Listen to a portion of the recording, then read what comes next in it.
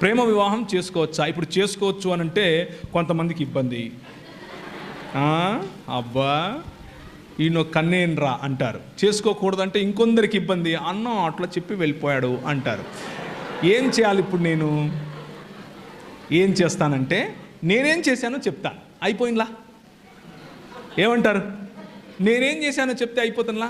నేను 2000 సంవత్సరం నుండి 2011 సంవత్సరం వరకు మధ్యప్రదేశ్లో ఇందోర్ అనే పట్టణంలో మిషనరీగా ఉన్నాను. మిషనరీగా ఉండి పరిచర్య చేశాను. పరిచర్య చేసే సమయంలో నేను మా పాస్టర్ గారితో కలిసి పనిచేశాను. మా పాస్టర్ గారు చాలా భక్తిపరుడు, చాలా దేవుని రాజ్యం కోసం చాలా కష్టపడతాడు. నేను ఆయనతో కలిసి పనిచేస్తూ ఉంటే వాళ్ళ అమ్మాయి నన్ను పెళ్లి చేసుకో అని నన్ను అడిగింది. నేను మా పాస్టర్ గారికి చెప్పాను.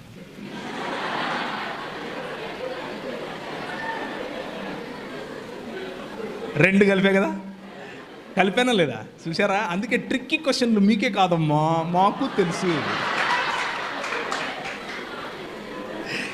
నేను మా పాస్టర్ గారికి చెప్పాను, అయ్యా మరి ఆమె నన్ను పెళ్లి చేసుకోమని అడుగుతా ఉంది, మీరు ఓకే అంటే సమయం తీసుకుని మా ఇద్దరికి కౌన్సిలింగ్ ఇవ్వండి, మేము పెళ్లి చేసుకుంటాం. లేకపోతే రేపటి నుంచి మళ్ళా దాన్ని ఏమంటారు, ఎవరికి వారే యమునా తీరే అని చెప్పాను. చెబితే ఆయన 2 రోజులు టైం తీసుకుని ప్రార్థన చేసి మా అమ్మతో మాట్లాడి, మా అమ్మ ఆయన ఒక మాట అనుకుని, సరే నో ప్రాబ్లం, ఆ అమ్మాయిది చదువు అయిపోయి ఆ తర్వాత చేసుకుందులే అన్నారు. ఒక 2 సంవత్సరాలు గ్యాప్ తీసుకుని ఇద్దరం ఒకరినొకరు అర్థం చేసుకుని వాళ్ళ ముందే, మా తల్లిదండ్రుల ముందు, అంటే మా భార్య తల్లిదండ్రుల ముందు అర్థం చేసుకుని, తర్వాత ఆమె చదువు అయిపోయిన తర్వాత చక్కగా అందరి ముందు మా పెళ్లిలో ఒక 6000 మంది వస్తే ఆ 6000 మంది ముందు పెళ్లి చేసుకుని ఆ తర్వాత భార్యాభర్తలుగా చలామణి అయ్యాం. ముందు భార్యాభర్తలు అయిపోయి తర్వాత పెళ్లిళ్ళు చేసుకోకండి అని చెప్తున్నాను. అది తప్పు. ముందు ప్రొక్లమేషన్, ఆ తర్వాత కాన్సమేషన్. అంటే మొదట ప్రకటించాలి, ఆ తరువాత ఒకటవ్వాలి. కనుక పురుషుడు తన తల్లిని తండ్రిని విడిచి తన భార్యను హత్తుకొనెను, ప్రేమికురాల్ని కాదు. జాగ్రత్తగా వినండి. తన భార్యను హత్తుకుంటాడు, ప్రేమికురాల్ని కాదు. సో ప్రేమ తప్పు కాదు. భౌతిక సంబంధం పెండ్లి కంటే ముందు తప్పు, అది వ్యభిచారం కిందికి వస్తుంది, అది చేయకూడదు. ఇంకా క్లియర్గా ఏమని చెప్పాలనా? I hope I made it very clear. So ప్రేమ తప్పు కాదు, ప్రేమించటం తప్పు కాదు, కానీ సాంస్కృతికంగా మీకున్నటువంటి అడ్డుగోడలను ఎదిరించి నా ఇష్టం నువ్వెవరు అనేటటువంటి చేయకండి.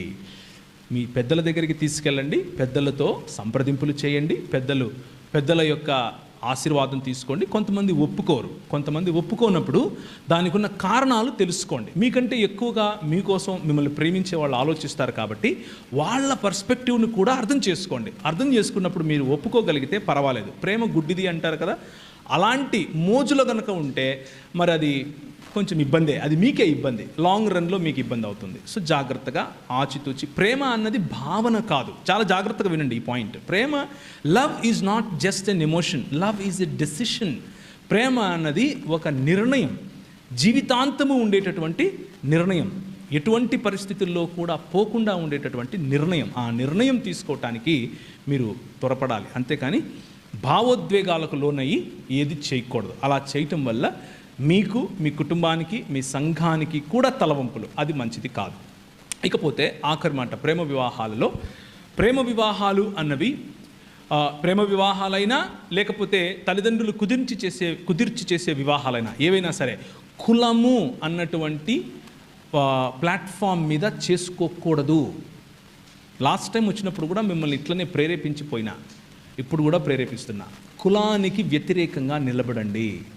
TV9 వాడు నీకంటే బెటర్ క్రైస్తవుడు.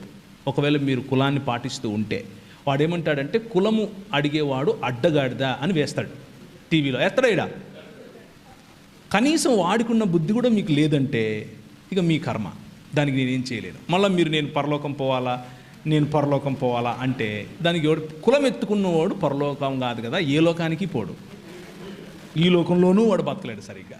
ఎందుకంటే ఆ కులం పూసుకున్నాడు, ఆ కంపు వాడికి వస్తూ ఉంటుంది, అయినా వాడు దాన్ని సొగసు అనుకుంటాడు.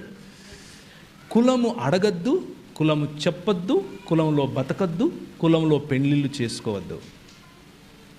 కులము అన్నది కొట్టేసి మిగిలిన అన్ని ప్రాతిపదికలు చూడండి. పెండ్లి అన్నది కేవలము ఒక స్త్రీకి ఒక పురుషునికి మధ్య మాత్రమే జరగాలి. అర్థమైందా? యాడమ్ అండ్ స్టీవ్ కాదు, యాడమ్ అండ్ ఈవ్. అర్థమవుతుందా? ఇటు ఈ మధ్య మా కర్మ చెప్పాల్సి వస్తుంది. ఎందుకంటే మన సుప్రీంకోర్టు వాళ్ళు చెప్పారు అలాగేం లేదండి, పురుషులు పెండ్లిళ్ళు చేసుకోవచ్చండి, మీరు చేసుకోండి. క్రైస్తవ సంఘము దాన్ని పెండ్లిగా చూడదు, దాన్ని సహించదు.